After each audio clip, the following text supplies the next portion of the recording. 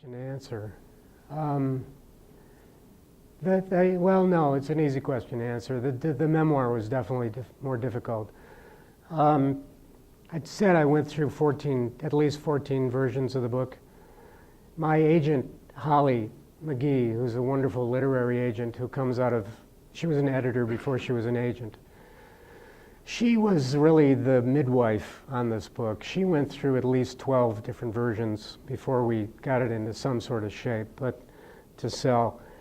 But I remember the day she called me up and she said, David, you know, all this stuff you've been sending me every week, you've just been flooding my office with episode after episode, and they're all great, and I've tried to be encouraging to you, but I have to remind you, honey, books have themes, and they have structures, and you are going to have to find some way of organizing all these memories into a story that somebody's going to be able to want to read, you know.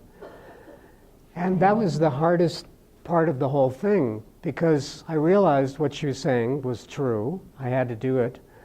But B, just try this yourselves at home. Put your life into an outline, like for a college paper.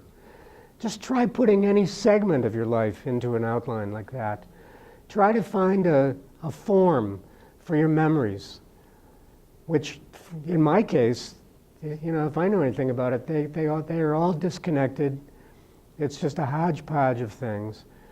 And when you try to start telling your life, you have to, in a way, you have to play with it. You have to play with the chronology, and you have to cut out certain figures, because to you, everybody in your life was important. But when you really get down to writing the story of it, you have to realize that your beloved Uncle Joe or your Aunt Peg, you know, in my case, might not have been that interesting or comprehensible to somebody else, so they have to go. They're not part of the story, even though they were part of your life. So in that sense, you're deviating from the mission of verisimilitude.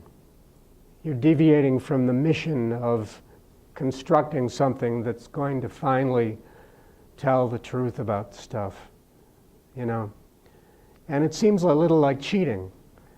And it's hard, because you don't want your sister calling up the Washington Post and saying, this is all a lie, you know.